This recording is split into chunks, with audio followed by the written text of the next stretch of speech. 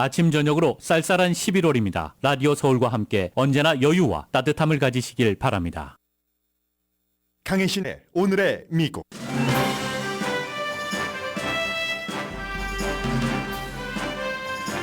연방 하원은 오늘 금요일 시한 전에 통과시켜야 연방정부 폐쇄를 막는 예산안에 투표합니다. 그러나 지난번 같은 문제로 하원 의장을 내쫓은 프리덤 코커스는 신임 하원 의장의 임시 지출안에 반대한다고 밝혔습니다.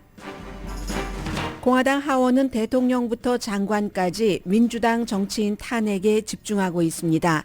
이민정책과 관련해 국토안보부 장관을 탄핵하려고 시도했으나 공화당 의원 8명의 반대로 사장됐습니다.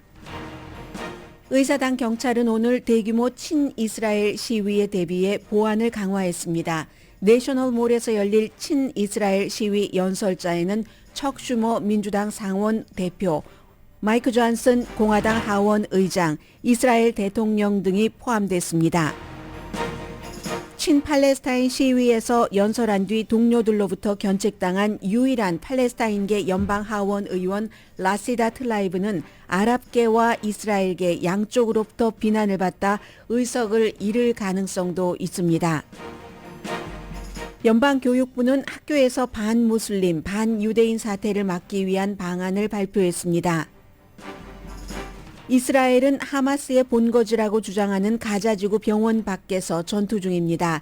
미국은 하마스의 본거지여도 병원에서의 전투는 반대한다고 했고 신생아를 포함해 매장도 냉동도 못하는 시신으로 병원은 공동묘지가 돼가고 있다고 세계보건기구가 밝혔습니다. 트럼프 전 대통령의 말은 점점 거칠어져서 정적을 해충이라고 부르고 재선되면 해충을 제거하겠다고 다짐합니다. 그를 가장 앞에서 비호했던 마가 변호사들은 트럼프가 선거 결과와 상관없이 백악관을 떠나지 않을 결심을 했었다는 등의 불리한 증언을 하고 있습니다. 2명의 연방 대법관이 과도하고 과도한 선물을 받고 관련자 사건 판결도 한 사실이 밝혀진 데 대해서 연방 대법원이 대법관의 윤리 강령을 발표했습니다. 그런데 시행령이 없습니다. 여러분 안녕하십니까? 오늘의 미국 강혜신입니다. 오늘 정말 중요한 투표가 있거든요. 연방정부가 금요일에 폐쇄가 되느냐 폐쇄가 되지 않느냐. 연방정부가 폐쇄되면은 많은 사람들에게 불편함이 있고 그리고 상당수 분들에게는 부담까지 생기게 됩니다. 하원 공화당 의원들이 민주당 표결이 필요한 연방정부를 폐쇄를 막으려는 이 마이크 존슨 의장의 계획에 반대를 합니다. 오늘 왜 이렇게 소리가 저는 안정되지 않아서 여러분들도 안정되지 않으면 좀 들으시기가 불편하시죠? 저는 이상하게 오늘 안정되지 않네요. 네, 다시 집중을 하고 그래서 지금 하원 의장이 어제 말씀드린 제1의 안 이제 1월 중순까지 그리고 제2의 2월 역시 중순까지죠. 1월 19일과 2월 중순인데 그래서 일부 중요한 것부터 무슨 재향청이라든가 이런 데부터 기금 확보를 해놓고 그 2차적으로 나머지 부서에 예산안을 준다. 이제 이런 건데 제일 중요한 건 지금 프리덤 코커스가 반대한다 하고 투표를 앞두고 몇 시간 뒤에 발표를 했습니다. 예를 들어서 금요일에 연방정부가 폐쇄가 된다면 우리는 이제 익숙합니다. 공원이 폐쇄된다던가 아니면 연방 공무원이라든가 계약자라든가 필수 직종에서 일하시는 분들은 더군다나 이제 다음 주가 땡스기빙 데이 연휴이기 때문에 돈을 받지 않고 일을 할 수도 있겠다. 이 정도는 각오를 하고 있는데 언제 될지 모른다 하면 좀 상황이 다르잖아요. 그래서 케빈 맥카티 연방 직전에 하원 의장이 민주당과 뭔가 합의를 해서 연방정부 폐쇄를 막았다. 이 이유로 프리덤 코커스가 쫓겨낸 거잖아요. 그런데 똑같은 프리덤 코커스 의원들 특히 이제 8명이 우리 이번에 신임 하원 의장이 얘기한 일단은 1년짜리는 아니더라도 단기라도 우리가 좀 문을 열어두고 보자 하는 신임 마이크 존슨 하원 의장의 안을 거부를 한다고 발표를 했습니다. 그렇게 되면 어떻게 될지 이제 지금부터는 알 수 없는 일이고요.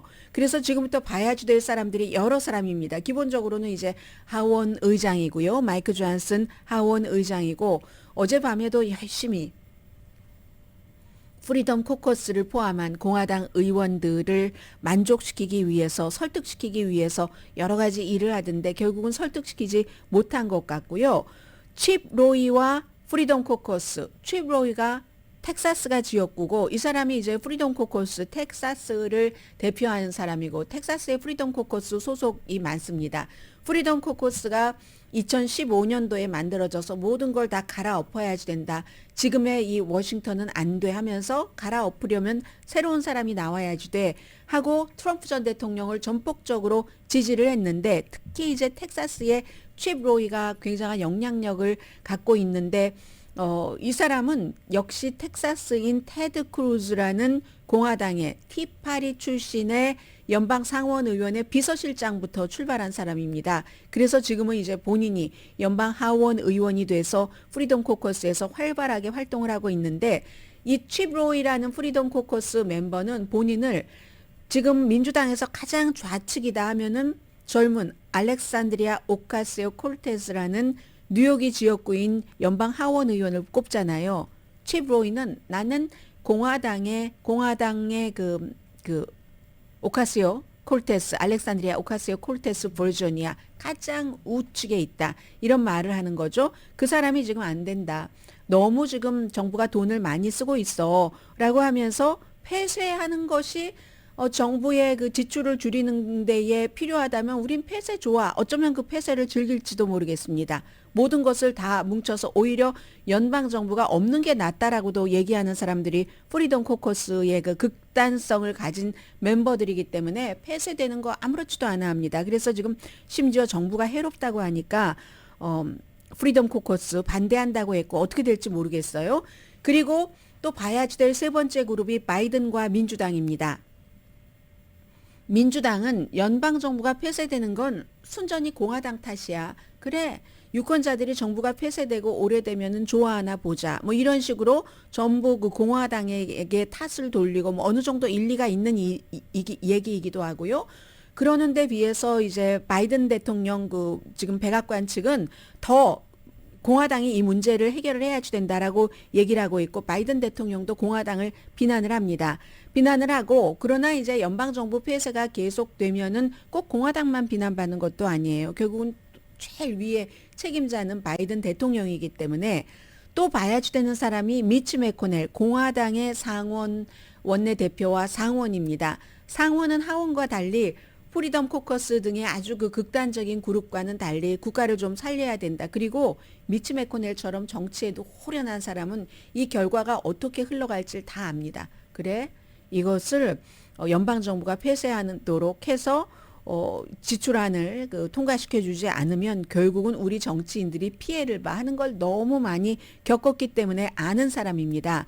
그래서 이 미치 매코넬 같은 경우는 공화당의 상원과도 같이 협조를 할 만한 그런 그 충분한 지금 의도도 보여줬고 위험성을 경고를 하고 있잖아요. 연방정부 폐쇄되면은 큰일 난다고 해서 민주당의 상원 원내대표인 척 슈머 의원과도 협력해서 폐쇄를 피하기 위한 어떠한 지출 법안 같은 것도 내놓은 사람이 공화당 미치 매코넬 상원 원내대표입니다. 그래서 그가 민주당에 이 정도 되면은 양보한 게 아니라 정치적인 그 길을 아는 겁니다. 어떻게 해야 본인이 이기는 것. 항상 어떻게 끝나는지 알고 있기 때문에 계속 정부를 폐쇄시키겠어요? 어느 땐가 문을 열겠죠. 그때는 폐쇄를 시킨 당사자들이 엄청 욕먹는다는 걸 아는 노련한 정치인인 거죠. 그래서 이제 그들이 어떻게 할지도 궁금하고 또 트럼프 전 대통령도 공화당 정치 많은 부분에 지금 그림자를 들이우고 그림자 그 힘을 갖고 있습니다. 그래서 이 연방정부 폐쇄도 트럼프 전 대통령도 마찬가지예요. 본인이 지금 대통령이 아니잖아요. 폐쇄하는 거 원할지도 모르죠. 폐쇄하면 거봐라 능력이 없어. 내가 대통령이 되면 이런 일은 없을 거야 하면서 다시 본인에게 정치적으로 유리한 쪽으로 가져가기 위해서 이 트럼프 전 대통령도 역시 더 많이 삭감해야지 돼. 그 엄청나게 삭감하기 전에는 절대로 민주당에 양보하면 안 돼. 이 양보를 협상이라고 볼 수도 있고요. 그렇게 해서 미치 매코넬이 미국 역사상 공화당 상원 원내대표가 민주당과도 좀 협상을 하고 연방정부 문을 열어야지 된다니까 역사상 가장 멍청한 사람, 가장 멍청하고 가장 갈등이 많고 미국 역사상 가장 약한 정치인, 상원 의원 모든 걸 원하지 않으면 문을 닫으세요. 이렇게 얘기합니다. 트럼프 전 대통령 어떻게 모든 걸 원합니까? 양당 정치에서. 시스템이 망가지면 그때 내가 가노라 하는 게 트럼프 전 대통령의 메시지입니다. 그래서 이런 모든 것들이 글쎄요. 몇 시간 남지 않았는데 지금 처음부터 워싱턴 DC에 엄청나게 이스라엘을 지지하는 사람들이 모였거든요. 카메라는 전부 그쪽으로 가 있습니다. 이게 어떻게 하려고 그러는지 알 수가 없는 그런 상황이고요. 이런 상황에서도 어제는 또 공화당 하원은 연방정부를 폐쇄하느냐 마느냐를 가지고 아주 전력 질주한 게 아니라 마조리 테일러 그린이라는 조지아주의 의원, 그 공화당의 하원 의원이 알레한드로 마요카스 국토안보부 장관을 탄핵을 해야지 된다 하는 안을 내놨습니다. 아니, 미국에서요 지금 대통령을 탄핵해야지 된다고 하면서 대통령 아들, 대통령의 동생을 다 소환하고 있지만 이 장관을 탄핵하는 이 같은 시도를 한 게 1800 몇 년이라고 하죠. 1800 몇 년 이후에 처음이랍니다. 이 같은 시도가 정부가 할 일이 이렇게 많은데도 1876년이라고 하네요. 그 장관에 대해서 탄핵 투표를 한 게 이 의원들 말고 장관을. 왜냐하면 뭐 분위기는 여러분들 짐작하시겠죠. 국경을 막아야지 되는 국토안보부 장관으로서의 그 의무를 다 하지 못했다 하면서 하는데 이제 마조리 테일러 그린 의원이 국토안보부 장관 그래서 탄핵해야지 되겠어요 하는 게 이제 한국과 마찬가지예요. 어떠한 안은 딱 이게 날짜가 정해져 있어서 어제까지 투표를 치렀어야지만 되거든요. 했어야지만 되거든요. 그런데 공화당 의원들 가운데서도 이건 해도 너무하네. 예를 들어 만족하지 못할 일은 있을 수 있지만 아니 그게 탄핵감이야? 국토안보부 탄핵감이라고. 그리고 국경정책을 국토안보부 장관이 전부 100% 관장하는 것도 아니잖아 하면서 민주당 의원들의 8명의 공화당 의원들이 힘을 보태서 투표를 하지 못하도록 막았거든요. 그 8명 가운데서 캘리포니아주 48지구, 이 사람 뭐 47지구도 있었고 뭐 49지구도 있었고 50지구, 지금은 이제 샌디에고 쪽이죠. 데럴 리사 의원, 그리고 또 그 패트릭 맥켄리, 바로 직전에 공화당의 하원 의장이 없었을 때 대행을 했었던 패트릭 맥켄리 하원 의장 대행, 이런 8사람들이 아무리 그래도 이건 공화당이 너무하네 하면서 반대표를 그 민주당과 함께 던져서 뭐 국토안보부 장관 탄핵은 일단 막았습니다. 그리고 지금 굉장히 중요한 이슈는 전체적으로 전부 카메라는 워싱턴 DC 내셔널 몰에 가 있습니다. 오늘의 미국 방송이 끝나는 10시부터 12시까지 거기에 10만 명이 모일지 10만 명 이상이 모일지 알 수 없습니다. 그 전에는 친 팔레스타인 그 시위가 있었잖아요. 그래서 뭐 300명 정도가 체포가 됐는데 오늘은 친 이스라엘, 미국에서 친 팔레스타인 시위와 친 이스라엘 시위가 확연히 다르다는 건 뭘 보면 아냐면 그 시위의 연설자가 누구냐 하는 걸 보면 압니다. 다 갑니다. 중요한 정치인들은. 민주당이건 공화당이건 할 것 없이. 민주당의 척 슈머 상원 원내대표, 이 사람 주이시잖아요. 심지어 아주 그 중요한 시진핑 중국 국가주석을 만났을 때도 이스라엘을 지지하는 발언을 좀 해달라는 것을 얘기를 한 사람, 요청을 한 사람입니다.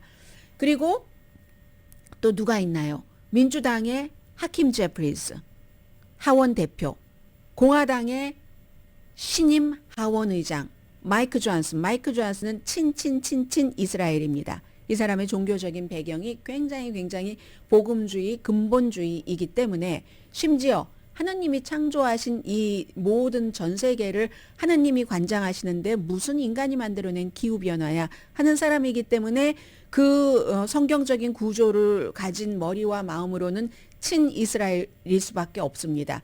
그러니까 하원의 민주당의 공화당의 대표들, 상원의 척 슈머 이런 사람들이 전부 가서 연설을 하고요. 해서 지난달에는 친 팔레스타인 시위에서는 휴전해라. 하마스는 지독하지만 팔레스타인 주민의 피해도 지독하다. 이스라엘이 잔혹행위를 하는 거다. 해서 거기에 이제 그 유일하게 미국에서 팔레스타인계 연방 하원 의원인 라시다 그 트라이브가 가서 연설을 해서 거기서 연설했다고 한 발언을 문제 삼아서 같은 의원들이 견체간을 통과시켰잖아요. 그것도 마조리 테일러 그린이었습니다. 한 번 실패하고 한 번 해서 통과시켰잖아요.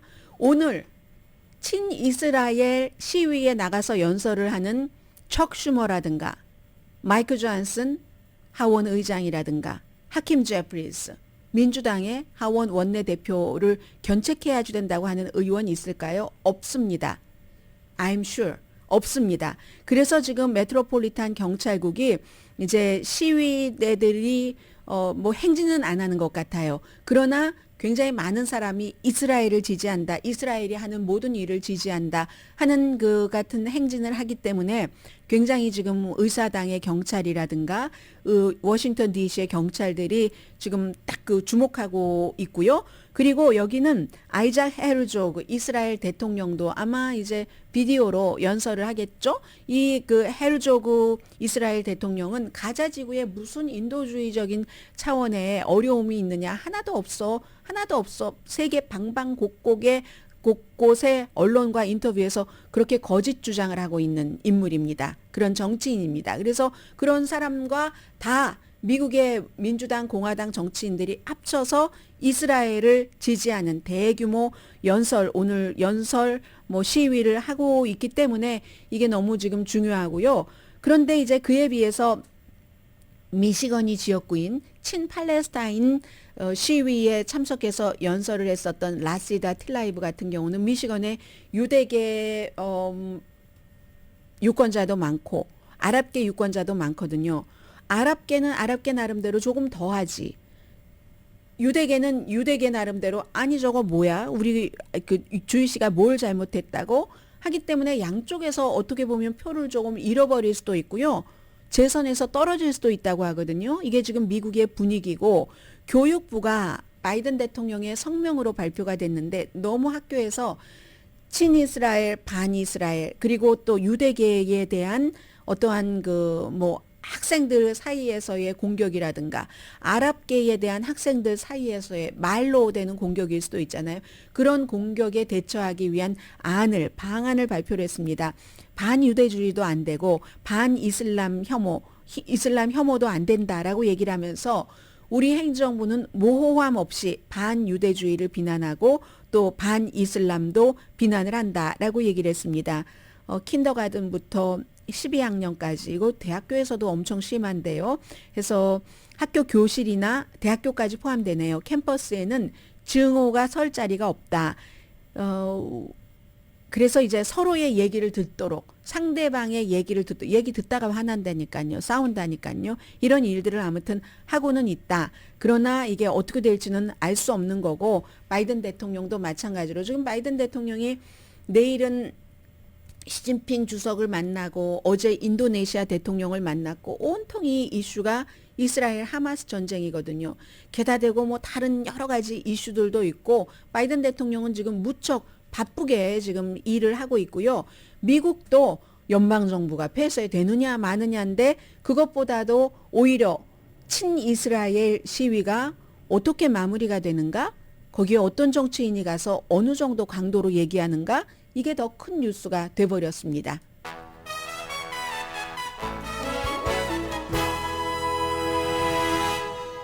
오늘의 미국은 전문가가 추천하는 이민법, 가정법 전문 재인정 종합법률사무소, 총 20억 달러 승소, 교통사고와 상해 전문 브라이언 타필라와 CG 변호사 그룹, 코지다운 갤럭시 이불은 잠이 솔솔 오게 하는 기능성 거위털 이불로 독일 회사와 함께 생산합니다. 코지다운 갤럭시 이블 공동폰입니다. 잠시 뒤에는 6천 마일 이상 떨어진 곳, 미국과 이스라엘의 거리가 미국과 한국과의 거리와 거의 비슷한 것 같아요. 그곳에서 떨어지는 일들이 지금 미국에 너무 많은 것을, 세계의 아주 중요한 부분들을 다 휘젓고 있습니다. 모든 것을 뒤로 밑으로 가라앉힌 채 잠시 뒤에 전해드립니다.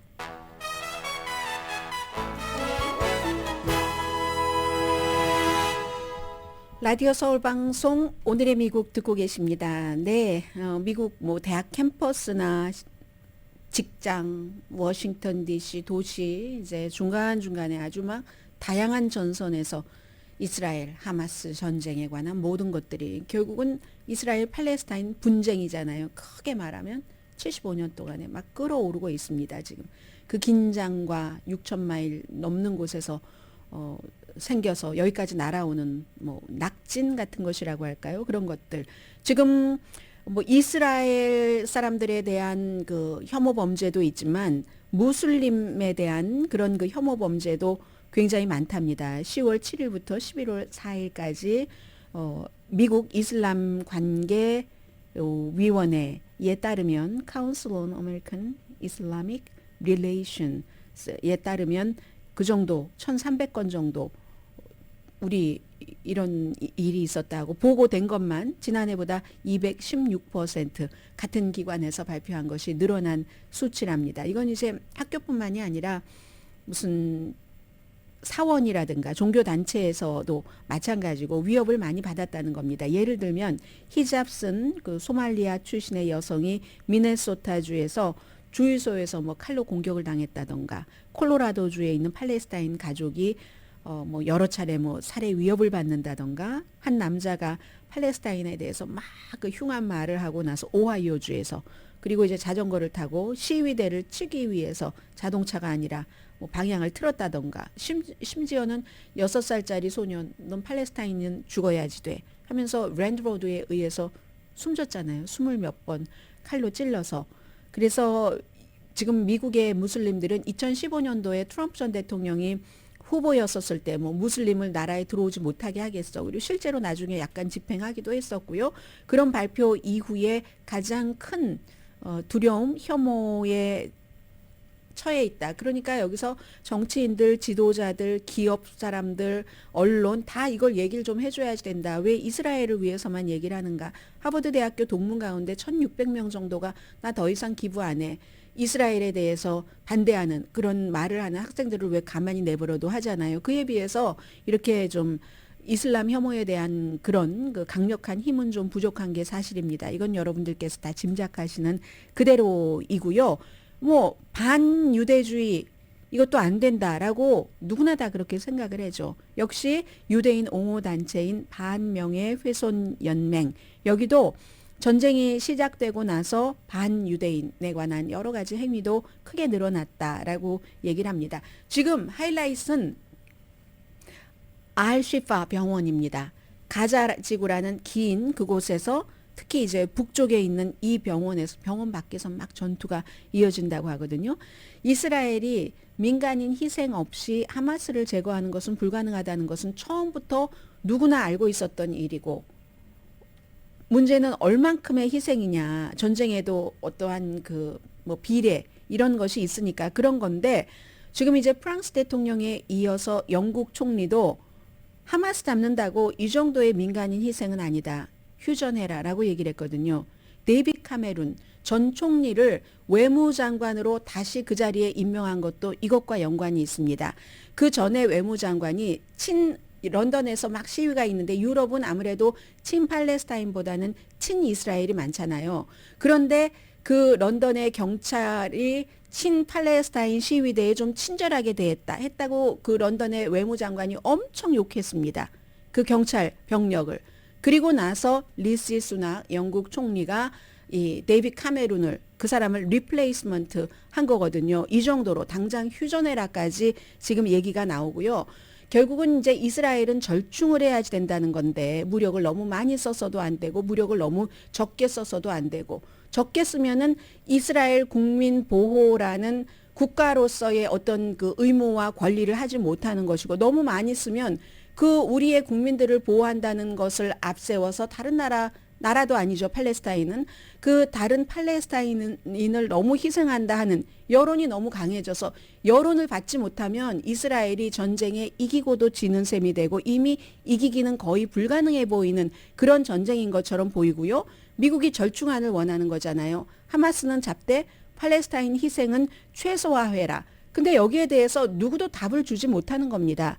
그런 답은 없다는 얘기입니다. 군사 전문가가 하는 얘기를 들어보면 예를 들어서 랜드 코퍼레이션에 있는 무슨 라파엘 S 코엔 이런 그 가자 지구에서의 군사 그 싸움 같은 것만을 10년 동안 연구한 주이십니다. 그런 사람 보면 여기엔 그런 답은 없다. 애당초라고 얘기를 하고 있거든요.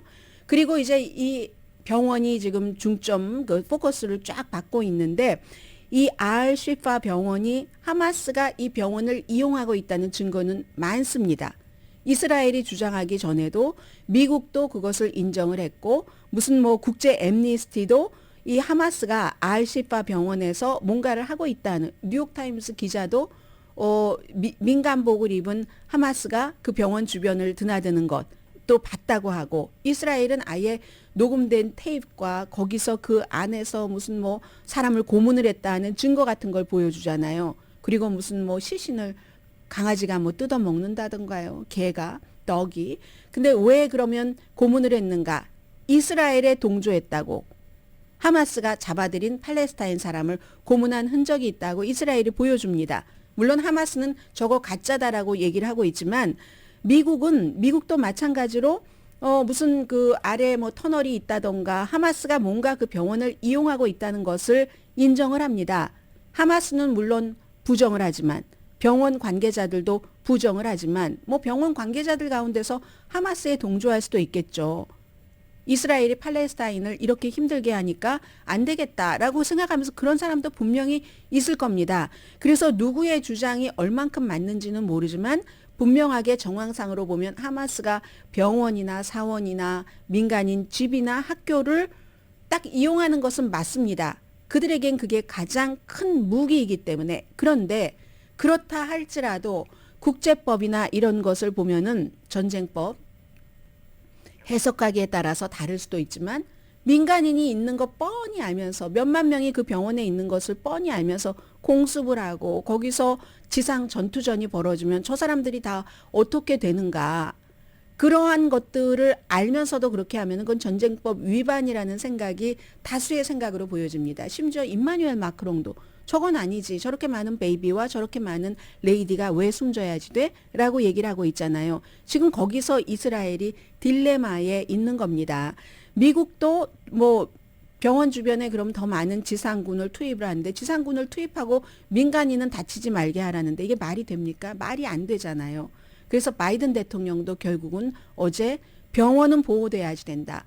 미국이 다 인정을 하지만 하마스가 그 병원을 이용하는 것도 알고 있지만 그래도 병원은 보호돼야지 된다. 이미 뭐 30명 이상 숨졌고요. 이제 신생아들 인큐베이터 뭐 전기 없고 하니까 점점 기다리고 있는 거예요. 사실은 죽음을 기다리고 있는 신장투석 해야지 되는데 못하는 사람들 며칠 안에 숨질 수 있고 산소가 부족하고 환자가 600명 이상이라고 하고 그럼 이스라엘이 뭐라고 얘기를 하냐면 우리가 연료를 보낸다고 했는데 하마스가 안 받는다. 그것도 인간 인질로 사용하면서 하마스가 잔혹하다 하는 걸 얘기를 하는 거죠. 그럼 하마스가 말합니다. 이스라엘이 보내겠다고 하는 연료는 단 30분 지속할 수 있는 것. 그건 아무런 도움이 되지 않는다. 우리에게 보냈다. 그리고 본인들은 할 일을 다 했다. 천사처럼 우리만 악마다라는 건데 그걸 어떻게 받느냐. 하마스가 얘기를 합니다. 그럼 병원 관계자들은 이스라엘에게 우리가 직접 이렇게 소통을 해서 좀 보내달라. 우리는 히포크라테스 선서도 한 사람이고 신생아가 저렇게 숨져가는 것을 어떻게 볼 수가 있는가. 이스라엘이 연락을 안 받는답니다. 병원 관계자들 얘기는 지금 이스라엘로부터 아무런 연락을 받지 못했다 하는 이런 얘기를 하고 있고요. 그래서 결국은 두 개의 국가가 답이라는 얘기죠. 이스라엘이 지금 누리고 있는 것을 조금 양보를 하면서 어차피 팔레스타인이 살고 있던 땅에 가서 팔레스타인 내쫓고 그렇게 된 거니까 팔레스타인도 국가를 설립해서 살 수 있게 해라. 지금 이런 얘기가 나오고 있지만 이스라엘이 움직이지 않습니다. 왜냐하면 벤자민 네타냐후는 극우의 말을 들어야 자신의 정치 생명이 더 오래 갈 수 있기 때문에 이제 그렇다는 거고요. 미국에서는 뉴욕에서 민권 자유 그룹들이 바이든 대통령을 고소했습니다. 바이든 대통령은 미국 대통령으로서 국제적인 의무도 있다는 겁니다. 그리고 미국 법도 어겼다는 주장을 하고 있는데 이스라엘의 가자에서의 저 정도의 잔혹 행위는 대통령이 더 적극적으로 막아야 된다는 거거든요. 헌법 권리를 위한 센터 그리고 뭐 팔레스타인 그룹이라든가 개인들이 다 합쳐서 이렇게 대통령을 고소를 했는데 이스라엘이 대량 살상하고 있다. 민간 기반 시설을 공격하고 있고 강제로 막 추방하고 하는 이건 집단 학살이다. 하마스를 보복하기 위해서 팔레스타인 민간인을 가자에서 집단 그러니까 학살을 하고 있는 거다 하고 지금 이 병원은 분명히 전쟁터가 될 가능성이 더 많다고 전문가들은 보고 있는 것 같습니다. 그렇게 해서 전쟁이 끝나면 그러면 이스라엘이 다 이깁니까? 그걸 다 본 그런 사람들이 얼마나 많은데요. 세계보건기구가 매장하거나 처리하지 못하는 영안실로 가져갈 수도 없는 영안실이 작동 안 하잖아요. 전기 없으니까 발전기로 임시 발전기도 다 이제 떨어졌고 할 수 있는 능력이 그래서 공동묘지가 돼가고 있다는 겁니다. 병원이. 그래서 환자와 의료진, 피난민들이 병원에 갇혀 있는데 일부는 죽음이 다가오고 있고 그걸 지켜보는 의사들. 저는 어제 본 사진 가운데서 가장 또렷한 사진은 제가 지난 주말에 드라마를 봤거든요. 인연이라는 드라마. 2부에 끝까지 다 봤는데 끝에서 그 두 번째 끝에서 두 번 끝이 뭐 제일 끝이 뭐 9편인가 8편인가 하면 8편인가 7편에 나오면 무슨 뭐 아무튼 뭐 오랑캐로부터 그렇게 해서 어떤 아이가 정말 슬픈 아이를 낳았어요. 어떤 엄마가 너무 슬픈 사연의 아이를 낳았는데 그 아이가 결국은 또 죽고 맙니다. 본인에 의해서가 아니라 조선과 오랑캐 사이에서 죽고 맙니다. 그러니까 이 엄마가 그 숨진 아이의 시신을 며칠 동안이나 그냥 안고 있는 거예요. 며칠 동안이나 안고 있다가 산에 가서 뭐 낯인지 곡괭인지를 들고 산에 가서 엄마가 손으로 팔고 아이를 거기다 눕기죠. 그리고 흙으로 덮어주고 안아줍니다. 그리고 나서 엄마가 그 농기구를 생명을 끊는 무기로 삼아서 딱 하려고 할 때 어떤 남자가 이제 그 잡아서 막잖아요. 지금 팔레스타인에서 제가 어제 본 사진 가운데서 가장 그런 것은 반대인 겁니다. 저는 그 얼룩얼룩한 아주 막 그쪽을 상징하는 담요잖아요. 그 담요 안에 있는 사람이 아이의 엄마인지 아빠인지는 모르지만 분명히 아이의 엄마이거나 아빠였을 것 같습니다. 아이가 또 너무 어리지도 않아요. 상황을 모르는. 그럴 정도로 어리지는 않고 이 상황은 엄마인지 아빠인지의 죽음을 파악할 수 있는 나이가 돼서 반대로 그 담요를 보면서 아이가 엉엉 우는 거죠. 이런 장면인데 이 아이에게 누군가 그 어머니는 낫인지 곡괭인지로 본인의 목을 가리켰을 때 누군가가 도와줬잖아요. 이 아이는 지금 도와줄 사람이 없는 겁니다. 미국도 어정쩡하게 얘기해. 이스라엘은 무조건 옳다고 하는 미국의 정치인들이 저렇게 많아. 이 아이가 그러면 이스라엘에 대해서 좋은 감정을 갖겠습니까? 어떻게 되겠습니까? 그럼 이스라엘이 전쟁이 끝났다고 승리할 수 있을지 모르겠어요. 그래서 안토니오 구테레스 유엔 사무총장이 그들은 결코 잊혀지지 않을 것이다. 그렇게 숨진 사람이 잊혀지지 않을 것이라고 했지만 이 어린 아이들은 여자아이였거든요. 그 여자아이는 엄마의 아빠의 그 같은 죽음을 병원 바닥에서 숨져서 그 아마도 환자였을지 아니면 피난민이었을지 모르지만 어떻게 그걸 잊겠습니까? 그러면 이게 이스라엘에 대한 보복의 원한으로 자라지 이스라엘 영원토록 번영하라로 자라지는 않을 것이라고 생각됩니다. 이게 지금 이스라엘의 딜레마이고 벤자민 네탄야후의 정치적인 어떤 결단 같은 것 이런 것 뭐 쫓겨날 것 같기도 한데 그런 것이 필요한 시점에 미국도 다 휘말려가지고 막 다른 일들을 하지를 못해요. 지금 세계가 이스라엘 하마스 전쟁 때문에.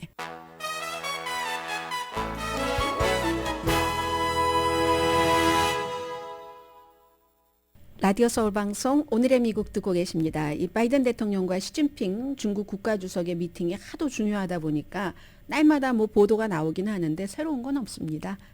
그리고 아마 이 만남에서도 뭐를 뭐 이뤄냈습니다 하는 것보다는 만났다는 자체가 세계 중요한 두 국가의 지도자가 초긴장 상태에서 좀 긴장을 완화할 수 있는 뭐 그런 면에서 의미 자체가 있고, 그리고 뭐 군사 핫라인 같은 거 다시 개설한다던가, 당연히 이스라엘 하마스 전쟁, 대만 우크라이나 전쟁, 펜타닐 같은 게 이슈가 될 테고요. 제가 이걸 보면서 참 살짝 웃었는데요. 시진핑 중국 국가주석이 이제 바이든 대통령과 내일이잖아요. 샌프란시스코에서 만나고 나서 공산주의 기반으로 한 그런 그 국가인데, 딱 이제 또다시 비즈니스맨들과 뭐 민주주의에서 자본주의로 하죠. 자본주의에서 하는 거 다 해요. 시진핑 중국 국가주석이 또 비즈니스 맨들과 워먼들과 식사를 하는데 $2,000부터 시작한대요. 그럼 $2,000 되면 저 뒷자리고, 시진핑과 같은 테이블에서 밥 먹으려면 $40,000만 내면 되네요. 그런 것까지 다 합니다. 대통령 테이블에서는. 해서 아시아 태평양 경제협력체 정상회의 이제 윤석열 대통령도 여기서 하고 17일까지 계속됩니다. 지난 주말부터 시작이 됐죠. 그리고 이제 이런 문제 때문에 바이든 대통령이 어제는 그 인도네시아 대통령도 만났습니다. 어제 백악관에서 만났는데요. 그 조코 위도도 대통령을 만났는데, 바이든 대통령으로서는 뭐 기후 변화라든가 이런 데 협력해 주길 바란다 하면서 오늘도 기후 변화에 대한 어떠한 그 돈 지원하는 것을 발표를 했는데, 이 위도도 대통령은요, 미국이 이스라엘의 가자 지구에서 잔혹행위를 좀 더 막아달라고 촉구를 해 주십시오 하고 부탁을 했습니다. 미국의 영향력이 크니까. 지금 벤자민 네탄야후가 미국 말을 다 안 듣고 있어요. 본인의 정치적인 것은 우파의 클링투, 이런 때는 매달리다 하는 클링투라는 단어 써도 되겠죠. 그렇게 해서 우파가 원하는 대로 지금 해나가고 있는데, 그나마 미국의 눈치를 조금 보는 게 저 정도인 겁니다. 그런데 위도도 대통령으로서는 인도네시아가 무슬림 인구가 세계에서 가장 많은 국가입니다. 뭐 중동의 어느 나라 아니에요. 왜냐하면 인구가 많기 때문에. 인도네시아가 인구가 세계 4번째로 많잖아요. 이제 인도, 중국, 미국, 다음에 인도네시아가 한 2억 7천만 명 정도는 되니까 2억 7천만 명 정도 되는 데서 무슬림 인구로서는 가장 많은 국가거든요. 그러니까 이스라엘에 이 잔혹행위 좀 덜해라 라고 그 촉구를 할 수 있는 그런 정도의 국가가 되는 거죠. 그리고 그 다음에 이제 인구 많은 나라가 또 파키스탄이잖아요. 파키스탄 다음이 이제 브라질 정도. 나이지리아가 그 전에 있고 브라질이 되죠. 그러니까 인도네시아, 파키스탄 이런 나라들도 전부 이스라엘 하마스 전쟁을 지켜보고 있습니다. 더 크게는 이스라엘 팔레스타인 분쟁을. 아마 다른 때 같으면 이것도 조금 제법 비중 있게 다뤄졌을 텐데 워낙 큰 뉴스가 많으니까요. 2명의 대법관이 아주 부자 공화당 기부자로부터 뭐 돈도 받고 뭐 선물도 받고, 선물도 그냥 이만저만한 선물은 아닌 거예요. 막 전세기 타고 다니면서 엄청나게 받고 하는 그런 것을 받고, 심지어는 닐 고서치라는 사람은 관련 판결까지 내렸어요. 그 돈 받은 사람에 관한. 그리고 몰랐대. 어떻게 모를 수가 있나요? 그런데 이제 그리고 나서 결국은 연방 대법원이 이리 미루고 저리 미루다가 어떤 그 대법관들의 윤리 강령 같은 것을 만들었습니다. 14페이지짜리를. 망신인 거죠. 연방 대법관 정도 되면 우리가 그런 거 다 없어도 종신제고 하는데 알아서 다 한다. 깨끗하게 살긴요.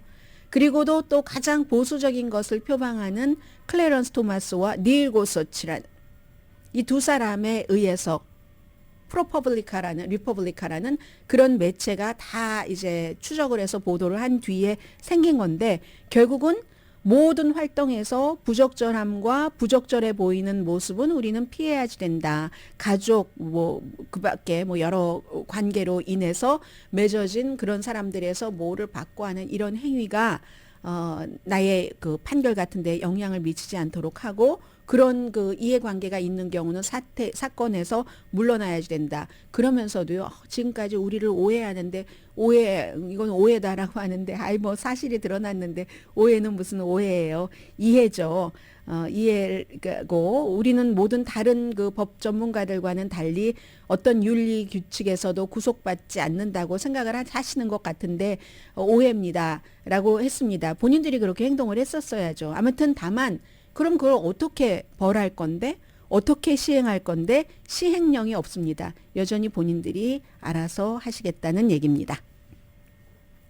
그리고 바이든 대통령의 얘기를 조금 말씀을 드려야 되는데요. 트럼프 전 대통령도 마찬가지인데, 바이든 대통령에 대해서는 지금 물러나라 하는 사람들이 점점 많아지고 있습니다. 네이 실버 같은 뭐 여론조사에 능통한 그런 사람도 6주일 전에 내가 바이든 대통령이 물러나라고 하기엔 너무 늦었다고 생각했는데, 바이든 대통령이 저렇게 여러 가지 뭐 해외 방문은 굉장히 많이 합니다. 오바마나 아니면 빌 클린턴 전 대통령, 그리고 아버지 부시만큼은 아니지만 트럼프보다는 훨씬 많이 해외 방문을 하고 있거든요. 그럼에도 불구하고 국내의 캠페인을 활발하게 하지 않잖아요.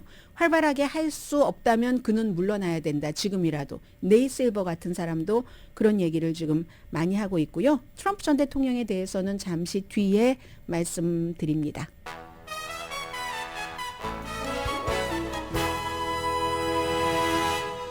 라디오 서울 방송 오늘의 미국 듣고 계십니다. 트럼프 전 대통령이 요즘 말이 굉장히 강하고 거칠어지는 것 한 세 번째 말씀을 드리는 것 같은데, 어제도 무슨 뉴햄프셔에서 열린 연설에서 미국의 문제는 미국 외부보다는 미국 내부에 있다. 미국에서 막 급진파 해충 뿌리 뽑겠다. 이렇게 정치적인 적에게 해충이라고 얘기를 했고요. 외부 세력의 위협보다 내부 세력의 위협이 훨씬 사악하고 위험하고 심각하다. 우리의 위협은 내부에서 온다. 그래서 유능한 지도자가 있다면, 똑똑하고 강한 지도자가 있다면 뭐 러시아, 중국, 북한은 우리를 깔보지 않는다. 이렇게 얘기를 했고요. 내가 다시 대통령이 되면은 정말 그 해충 같은 비참한 존재를 다 없애버리겠다고 했습니다. 그랬더니 많은 사람들이 2차 대전에 히틀러, 무솔리니에 쓰던 그 말과 똑같네 라고 얘기를 하고, 임기에 당선되면 복수의 정치를 하겠다는 거구나, 뭐 이런 얘기도 합니다. 그런데 러시아, 중국, 북한이 우리를 깔보지 않는다라고 얘기했는데, 오히려 저는 반대인 것 같은데요. 러시아에 대해서, 푸틴에 대해서 얼마나 충성합니까? 중국에 대해서도 시진핑 중국 국가주석에 대해서 말만 거창하게 했지, 막상 그가 미국에 왔을 때는 본인의 말할라고로 모시고 가서 융숭하게 대접을 해주고, 딸이 수백 개의 그 상품권을 얻어냈잖아요. 그 전에 아무리 노력을 했어도 안 됐던 딸이 엄청난 이권을 받게 됐고, 그리고 북한에 대해서는, 김정은 위원장에 대해서는 얼마나 유능하고 인텔리전트하다고 얘기를 합니까? 아무튼 그런 일이 있고요. 그러나 반면에 그 제나 앨리스라는 트럼프의 마가의 아주 가장 젊었던, 트럼프를 비호하던 그 변호사가 조지아주의 그 선거 결과를 바꾸려고 했다는 데에 대해서 유죄를 인정하고 검사 측에 증언한 그 녹취록을 보니까 트럼프 전 대통령은 선거 결과와 상관없이 백악관을 떠나지 않으려고 했다. 그래서 관계자에게 그게 그렇지 않다. 증거도 그렇고 우리의 주장과 능력이 본질적으로 끝났다. 뭐 60개 그 소송에서 다 졌으니까요. 그렇게 얘기하니까 백악관에서 그 댄 스카비노라는 트럼프 측근이 우린 상관 안 해. 아무튼 안 나갈 거야. 선거 결과를 뒤집으려는 노력을 했다. 뭐 이런 얘기들, 트럼프에게 뭐 그다지 좋지 않은 얘기도 많이 나오고 있습니다.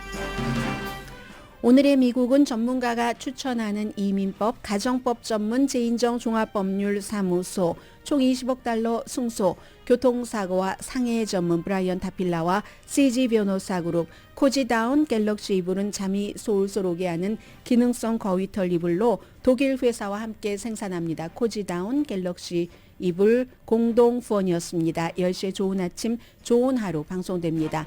오늘 뉴욕타임즈에서 두 가지 눈에 띄는 기사가 있었는데, 하나는 트럼프 전 대통령의 86살 된 누나가 숨졌거든요.